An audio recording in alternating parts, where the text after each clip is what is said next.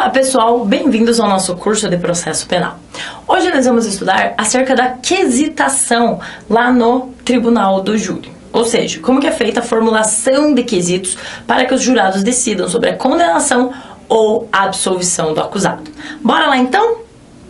Primeira coisa, antes da gente entrar no trabalho de quesitação, a gente precisa saber o que é quesitação, o que são os quesitos. Então, quesitos, gente, são perguntas formuladas aos jurados acerca da materialidade do fato, a autoria, eventual absolvição, causas de aumento e diminuição de pena, qualificadoras e outras coisas que venham a ser alegadas durante os debates no tribunal do júri. Esses quesitos, gente, eles sempre devem ser formulados em proposições afirmativas, simples e distintas. E quando ocorrer mais de um crime ou mais de um acusado, esses quesitos eles sempre deverão ser separados. A gente vai ver para frente os exemplos de quesitos, como que deverão ser formuladas essas proposições, mas já fica aqui o recado que eles devem ser sempre proposições afirmativas, simples e distintas. E quando eu tiver mais de um crime ou mais de um acusado, eu sempre tenho que separar. Não posso pôr tudo num bolo só. Então, quesito nada mais é do que são perguntas formuladas aos jurados sobre a materialidade do fato, sobre a autoria do fato, sobre eventual decreto absolutório, sobre causas de aumento e diminuição de pena e sobre qualificadoras do delito. Ok? E isso está previsto lá nos artigos 482 e 483 do CPP. Atenção ainda, gente, para a redação da súmula 156 do STF, que diz que é absoluta a anulidade do julgamento pelo júri por falta de quesito obrigatório. Então, todos os quesitos trazidos pelo Código de Processo Penal deverão ser formulados aos jurados. Na ausência de um quesito obrigatório, esse julgamento ele deverá ser anulado, ok? E o artigo 482 diz o seguinte para a gente: o conselho de sentença será questionado sobre a matéria de fato e se o acusado deve ser absolvido. Parágrafo único. Os quesitos serão redigidos em proposições afirmativas, simples e distintas. Olha lá, muito importante isso aqui. De modo que cada um deles possa ser respondido com suficiente clareza e necessária precisão. Na sua elaboração, o presidente levará em conta os termos da pronúncia ou das decisões posteriores que julgar admissível a acusação, do interrogatório e das alegações das partes. Artigo 483. Os quesitos serão formulados na seguinte ordem, indagando sobre materialidade, autoria ou participação, se o acusado deve ser absolvido, se existe causa de diminuição de pena que tenha sido alegada pela defesa, se existe circunstância qualificadora ou caso de aumento de pena reconhecidos na pronúncia ou em decisões posteriores que julgaram admissível a acusação. Então essa aqui será a ordem dos quesitos que serão formulados aos jurados. Sempre lembrando que devem ser proposições afirmativas, simples e distintas, já que os jurados eles vão responder de forma sim ou não, ok? Qual é o teor desses quesitos, pessoal? O teor dos quesitos está previsto aqui na parte final do artigo 4, do parágrafo único do artigo 482. Lá, pronúncia, interrogatório e alegação das partes. Então, o primeiro teor dos quesitos é o teor da pronúncia ou das decisões posteriores que julgaram admissível a acusação. Isso aqui vai delimitar os quesitos que serão propostos aos jurados. Então, o primeiro teor desses quesitos é o que está delimitado lá na pronúncia ou nas decisões posteriores que julgaram admissível a acusação. Uma pergunta que aparece aqui nessa primeira parte sobre teor dos quesitos é: e se o MP, por exemplo, durante os debates, pede para retirar a qualificadora? O MP lá nos debates entende que não é caso de qualificadora e pede a condenação do acusado, então somente pelo homicídio simples, por exemplo. E aí, nesse caso, eu vou quesitar a qualificadora ou não? Cuidado, gente, que aqui a maioria da doutrina entende que o juiz ainda assim deverá quesitar a qualificadora aos jurados, porque ela constou da pronúncia ou das decisões posteriores. Naquele mesmo sentido que diz o artigo 385 do CPP, em que se o MP ele pede a absolvição, o juiz ele não é obrigado a absolver, ele ainda assim pode condenar. É nesse mesmo sentido que trazem essa situação para cá. Se o MP pedir para retirar a qualificadora, ainda assim ela deverá ser quesitada aos jurados, ok? Um segundo teor dos quesitos é o teor do interrogatório, que foi delimitado no interrogatório por parte do acusado, suas teses sustentadas, e também o teor das alegações das partes. De repente, a defesa ela sustentou causas de diminuição de pena, circunstâncias atenuantes. Isso aí elas deverão então ser quesitadas aos jurados. Atenuantes não, causas de diminuição de pena somente, ok? Como que vai ser feita essa leitura dos quesitos aqui para os jurados? O artigo 484, parágrafo único, responde essa questão pra gente, falando o seguinte: que a seguir o presidente lerá os quesitos e indagará das partes se tem requerimento ou reclamação a fazer, devendo qualquer deles, bem como a decisão, constar da ata. Parágrafo único, ainda em plenário, o juiz-presidente explicará aos jurados o significado de cada quesito. Então, antes de fazer a leitura dos quesitos, o juiz ele vai explicar aos jurados o que cada um funciona. Vai falar, agora vamos votar sobre a materialidade. Vai explicar o que é materialidade. Vai falar sobre, vamos votar sobre a autoria. Vai explicar sobre a questão da autoria ou da participação do acusado. Então, a leitura ela será feita pelo juiz-presidente, que vai explicar também o teor de cada quesito. Ok? Então vamos ver a ordem dos quesitos e como cada um deles deverá ser formulado, ok? Seguindo a ordem prevista lá no artigo 483 do CPP, o primeiro quesito a ser passado para os jurados é a respeito da materialidade do fato, ou seja, sobre a existência do crime, se esse crime existiu ou não. E todos esses exemplos aqui, gente, de quesitos, foram retirados do livro do professor Norberto Avena, do curso de Processo Penal do professor Norberto Avena, que ele traz bem explicadinho toda essa questão aqui de quesitos e traz esses exemplos para facilitar a nossa visualização. Então, um exemplo de quesito acerca da materialidade do fato seria assim, ó.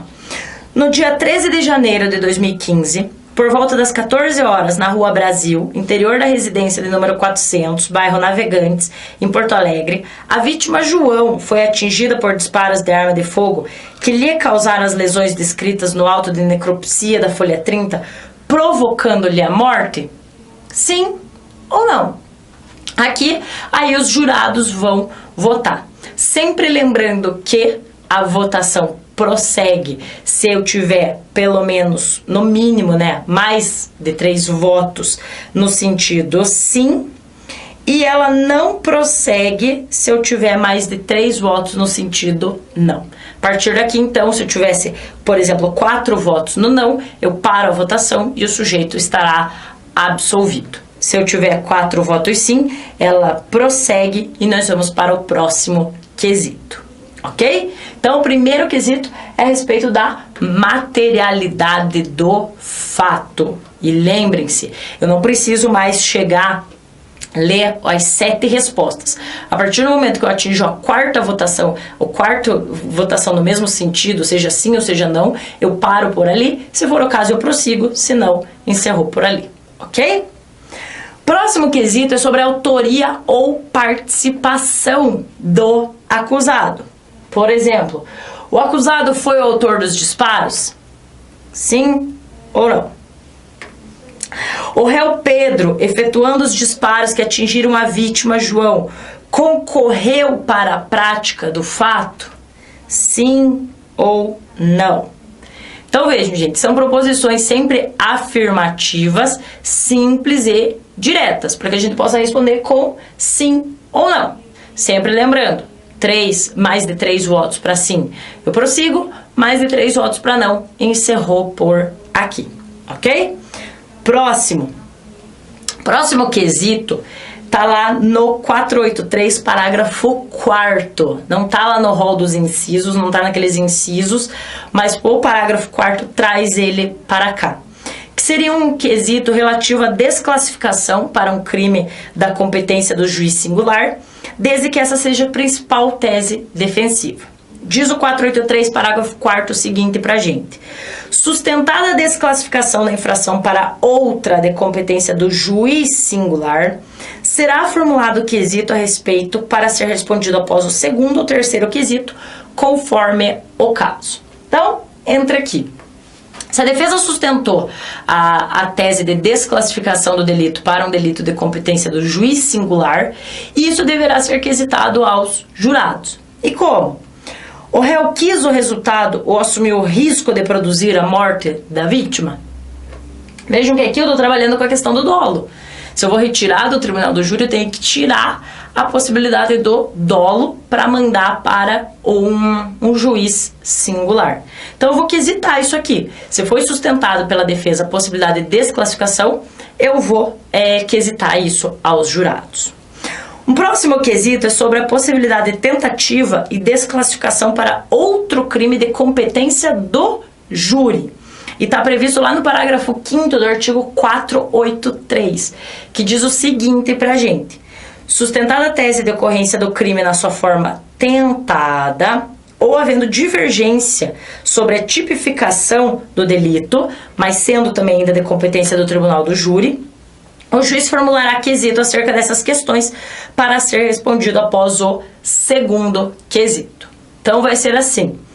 Assim agindo, o réu deu início ao ato de matar a vítima, o que não se consumou por circunstância alheia à sua vontade? Quesito da tentativa. Vejam, sempre proposições afirmativas, simples e diretas. Sobre a desclassificação para outro delito ainda de sede de competência do tribunal do júri. Assim agindo, a ré se encontrava sob influência do estado puerperal? Então, é mais uma hipótese de quesitação que eu posso ter aqui. Passados esses quesitos aqui, eu vou ter um quesito sobre absolvição, que está previsto lá no parágrafo 2º do artigo 483, que diz o seguinte pra gente. Respondidas as afirmativas por mais de 3 jurados, os quesitos relativos aos incisos 1 e 2, que aqui é materialidade e autoria, do caput desse artigo, será formulado o quesito com a seguinte redação. O jurado absolve o acusado? Depois de eu ter passado pelo quesito da materialidade e da autoria, e vamos supor que não teve esses aqui, ou mesmo que tenha esses aqui, teve esses aqui também, passou esses, o próximo quesito é simples assim. O jurado absolve o acusado? Sim ou não? Então a gente tem agora um quesito específico sobre a absolvição. De repente votou sim para a materialidade, votou sim pela autoria, mas chega nesse momento aqui o acusado ainda também poderá ser absolvido, já que a gente tem um quesito específico acerca da absolvição. O professor Norberto Avena entende que, nesse quesito aqui, havendo mais de uma tese defensiva, a pergunta ela deveria ser formulada para cada uma das teses. O jurado absolve o acusado por legítima defesa? O jurado absolve o acusado por inexigibilidade e conduta diversa? O jurado... Cada tese defensiva deveria ser formulada de forma separada. E isso por quê? Porque a depender do resultado da absolvição aqui, do fundamento da absolvição, isso vai fazer coisa julgada lá no juízo civil e impede que o ofendido, os seus representantes ou seus sucessores, eles ingressem com uma ação lá no juízo civil buscando a reparação patrimonial em razão do delito aqui na área penal. Então o professor Norberto Avena entende que, havendo mais de uma tese, elas deveriam ser colocadas assim, cada uma das teses. O jurado absolve por isso, o jurado absolve por aquilo, o jurado absolve, para você saber por que esse sujeito está sendo absolvido, ok? Além disso, cuidado, gente, com essa questão aqui da absolvição, que entende a doutrina que no caso de absolvição imprópria, no caso de eu alegar inimputabilidade, lá do artigo 26, caput do Código Penal. Código Penal. Nesse caso aqui, aí eu tenho que quesitar de forma separada. Fala assim, o jurado absolve o acusado porque no tempo da ação ou omissão da conduta era inteiramente incapaz de entender o caráter ilícito do fato em razão de doença mental. Então isso eu teria que quesitar de forma separada, principalmente para saber sobre a aplicação da medida de segurança, ok? Mas o importante é saber, gente, que a gente tem agora um quesito específico sobre absolvição. Se não for absolvido, seguimos na votação e vamos para as causas de diminuição de pena que tenham sido sustentadas pela defesa durante o plenário. As causas de diminuição de pena, elas não precisam constar da decisão de pronúncia. Desde que elas sejam alegadas pela defesa lá no momento dos seus debates, elas serão então quesitadas aos jurados. Isso está lá no artigo 483, parágrafo 3º, que diz, decidindo os jurados pela condenação, ou seja, se não absolveu é porque vai condenar, o julgamento prossegue, devendo ser formulados quesitos sobre causa de diminuição de pena alegado pela defesa. E muito cuidado aqui, gente, com essas causas de diminuição de pena, principalmente com a redação da súmula 162 do STF, que diz que é absoluta a nulidade do julgamento pelo júri quando os quesitos da defesa não precedem os das circunstâncias agravantes. Então, se a defesa ela sustentou a causa de diminuição de pena lá nos seus debates, essas causas de diminuição de pena elas devem ser quesitadas antes das causas de aumento de pena sustentadas pela acusação, ok? Caso haja uma inversão nessa ordem, nulidade absoluta desse julgamento. E um exemplo aqui dessa quesitação, assim, seria: o réu agiu sob o domínio de violenta emoção logo em seguida em justa provocação da vítima? Sim ou não? Após as causas de diminuição de pena, vem as qualificadoras e causas de aumento de pena, que está lá no artigo 483, e aqui, ó, parágrafo 3º, parágrafo 3º, inciso 2, que diz o seguinte aqui. Incluam ali o parágrafo 3º. Decidindo os jurados pela condenação, o julgamento prossegue, devendo ser formulados quesitos sobre circunstância qualificadora ou causa de aumento de pena, reconhecidas na pronúncia ou em decisões posteriores que julgar admissível a acusação. Vejam, gente, que diferente das causas de diminuição de pena, que bastam ser sustentados pela defesa em plenário, as qualificadoras das causas de aumento de pena, elas devem constar da decisão de pronúncia ou das decisões posteriores que admitiram a acusação. Então, as qualificadoras das causas de aumento de pena não bastam simplesmente ser alegadas pela acusação em plenário. Elas também precisam constar da decisão de pronúncia ou das decisões posteriores, ok? Um exemplo aqui: o crime foi cometido por motivo torpe, qual seja vingança. Vejam que todos os quesitos são simples de responder sim ou não. Lembre, eles devem ser proposições afirmativas, simples e diretas. Passadas as causas qualificadoras e as causas de aumento de pena, a pergunta que surge é: e as agravantes e as atenuantes são quesitadas aos jurados? Ou devem ser quesitadas aos jurados? Cuidado, gente, que as agravantes e atenuantes não são quesitadas aos jurados. Se elas forem alegadas nos debates, e aqui vale tanto para as agravantes quanto para as atenuantes, aqui não tem problema que elas não constem da decisão de pronúncia, mas basta ser alegada então pela acusação nos debates. Se elas forem alegadas nos debates, as agravantes e atenuantes, elas devem ser reconhecidas pelo juiz presidente no momento de prolação da sentença. Então, agravantes e atenuantes não serão quesitadas aos jurados, mas uma vez alegadas em plenário, elas devem ser reconhecidas pelo juiz presidente, ok? E muito cuidado com outra coisa aqui, que acaba acontecendo bastante.